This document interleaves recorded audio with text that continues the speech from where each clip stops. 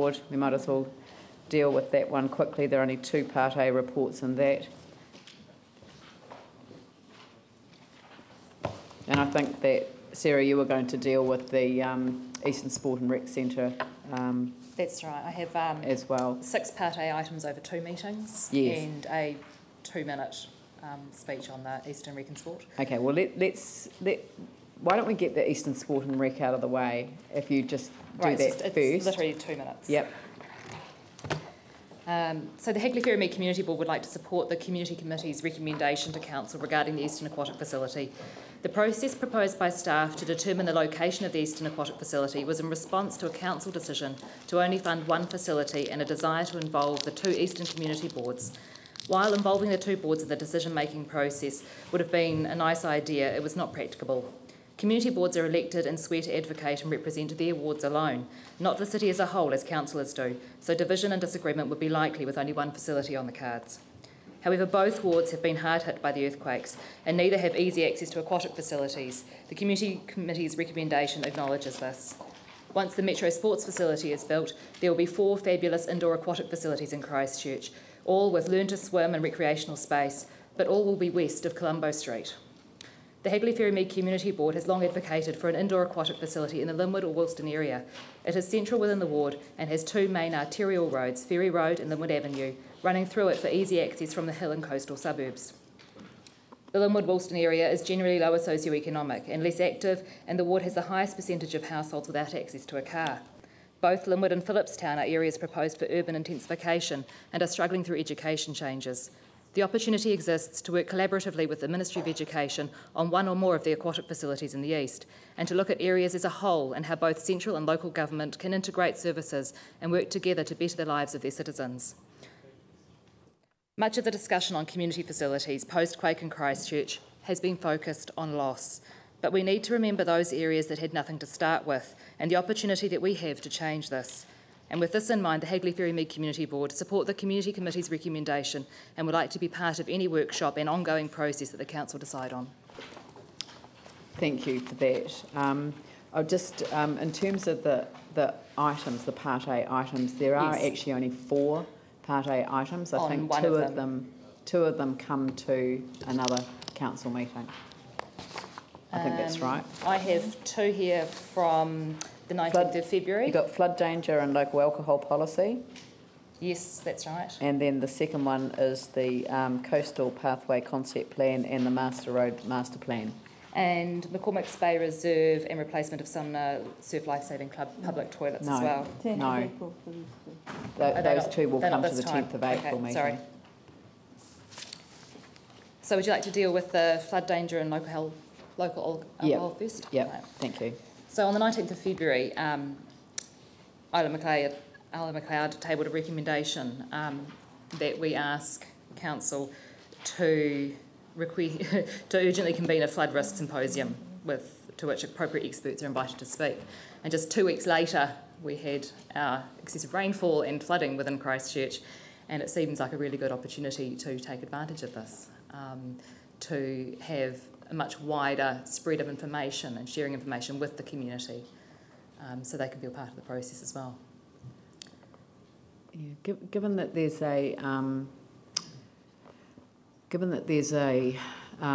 obviously the natural hazards chapter and everything else going on. I mean, that's right. I just wonder whether we could say that.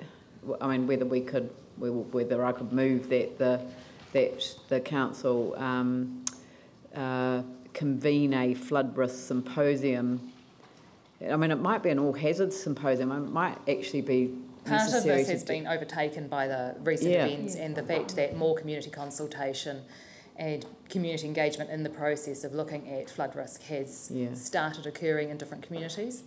But it involved other things as well, because while there is the immediate flood risk, there is flood risk from sea level rise and trying to look at some betterment and resilience building within the systems as well. Okay, so well, how about something along the lines that the council convene a symposium's just a difficult word, you know. Convene a forum rather than a or maybe a workshop. Maybe we should have something a bit. No. We'll have why don't we have a flood forum as part of the consideration of the natural hazards chapter in the district plan review. Yanni. I think certainly the community board was really mindful that the international speakers that council brought over after the earthquake were really, really successful, and it was really good to get the international context. So they were kind of looking for something a little bit more than just a workshop or the same voices talking. They were really looking for something that kind of would bring around international understanding or perspectives around some of these challenges to really engage with the community. So I mean, happy to leave it as you're recommending, but I just wanted to emphasise that the community board was thinking more than just, I guess, some of the normal things that we've done in the past. Do you know how many people came to those international speakers series? Not off the top of my head, probably. Well, I do, because I went to it, and it was half empty. Yeah. Or half full, depending on what sort of It was the person you quality, not the quantity, and it was the quality of the ideas and the thoughts. Yeah, I understand that, yeah. And whether they were able to influence is another question as well. The point is that we actually have international expertise in New Zealand focused on this issue, because it is something that that in fact we have people from Auckland, Canterbury University, Lincoln, all who have incredible expertise, and GNS of course as well. So we've got Crown Research Institutes, etc. So when I'm saying convene a flood forum, it's bigger than a council workshop, and if it is necessary to bring in external assistance with that, then I think we should do that. I have a feeling that it's too narrow, because I'd rather look at risk around all natural hazards and other hazards as part of our resilience program, but we can do this as a way of sort of giving respect really to the Hagley Ferrymead Community Board's recommendation. So I'd like to move that the council convene a flood forum as part of the consideration of the natural hazard chapter in the district plan review. Tim Scandra at second. I'll put the motion. All those in favour say aye. Those opposed say no. Carried. Thank you. And the next one. Thank you, Madam Mayor. The local alcohol policy. I know that councillors are very, very busy with a whole pile of issues at the moment, but this is something that's been brought to our attention, not just by the Victorian Neighbourhood Association, but by others as well. And there are communities under quite a lot of stress, residential areas that are really looking for some more direction from council over local alcohol policy. And we would like to request that the council urgently progress the adoption of a local alcohol policy. So, I mean, I can probably just respond to this just quickly, and that is that the council has been considering the local alcohol policy. Unfortunately, it was developed and the submissions were heard by the previous council, and so the incoming council has been given a policy that we either notify or we sit back and observe the outcome of some of the early cases that will be taken on other local alcohol plans that have similar provisions. And from my perspective, the last thing that Christchurch City Council has time for is a legal battle where we have to engage lawyers to represent the interests of the city on a local alcohol plan that hasn't really responded to the fact that we're in a transition environment, and that could pose a risk to the success of the implementation. So I wouldn't support a motion to urgently progress the adoption of a local alcohol plan. We're taking, from my perspective, a bit of a wait-and-see approach, and then we will make a decision as soon as we've got some direction. Okay, some clear direction to the community over that would be really useful in that case, so that the community can the reasons for the delay and maybe some sort of time frame over when that might be considered. Yeah, I think the first 5 cases have been appealed Right. Yeah, I think that's 5. I certainly 2. And Waimakariri District Council, our neighbours are one of the first off the block. So, okay. I mean, having that communication with the community over that process would be really useful. I think that would be useful too. Thank you very much. So, that's the 19th of February. I have a recommendation in front of me. So it could fail for the want of a mover and a seconder. So is anyone prepared to move it? Okay. No, I wonder if we just receive it. You know, I hear what they're saying. You summarised actually my notes perfectly, what you just said before, and I totally endorse what you say. Let other people pay for it. Let Waimakariri pay for something for a change with relation to the earthquake. So they can be the guinea pigs. Now it is streamed, actually, isn't it? But yes, could we just receive it? We hear what I don't know what you're saying, Sarah, and appreciate it. But there are wider concerns. Yeah, Yanni. I'm happy to move it because I just think. Well, I don't know. Well, hang on. Do we have a seconder? Paul Onswell? Okay. So no matter what we do in this space, in my view, there's people that are not going to be happy and there's people that are going to appeal. And so I personally can't see the sense in waiting.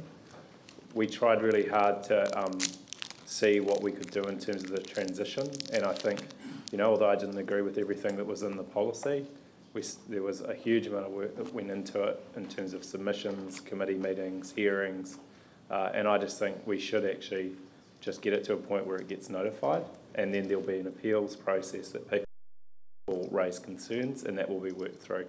But, the issue for some people in the community is that stopped issuing liquor licences, and in some neighbourhoods they were really quite supportive of the work that we were doing.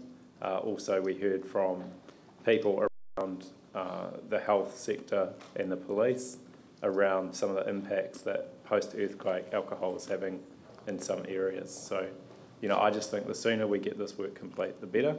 And no matter what we do, it will always be challenged. So I don't believe that's a reason to wait. All right, I'll put the motion. Oh, Jamie.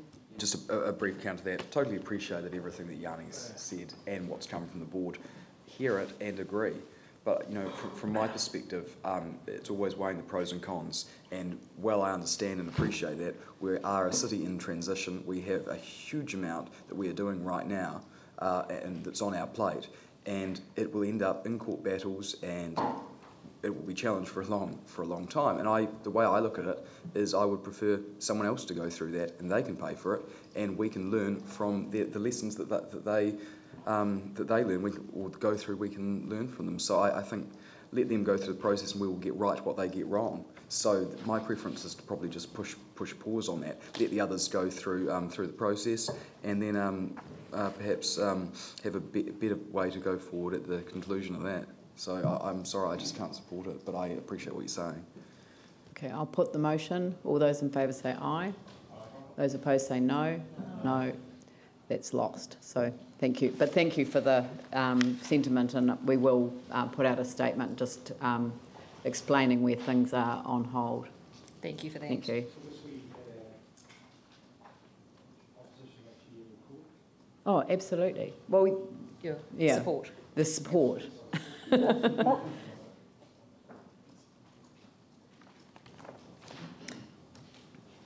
Thank you, Madam Mayor. We now move on to 19th of March and we have the